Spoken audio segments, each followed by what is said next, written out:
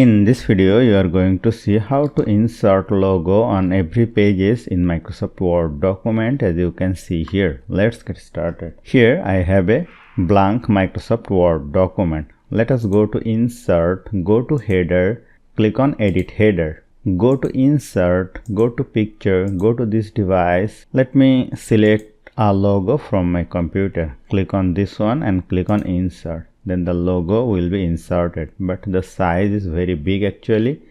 Let us decrease its size. If you want to move it freely, go to wrap text, click on in front of text. Now you can move it freely and you can keep it anywhere in your header. Suppose I want to put it over here. Now double click in the document, or you can click on this option, close header and footer. Now if you add another page, the logo will be automatically added in the next page. So hope you found this video helpful. If you like this video, please share this video with your friends and family.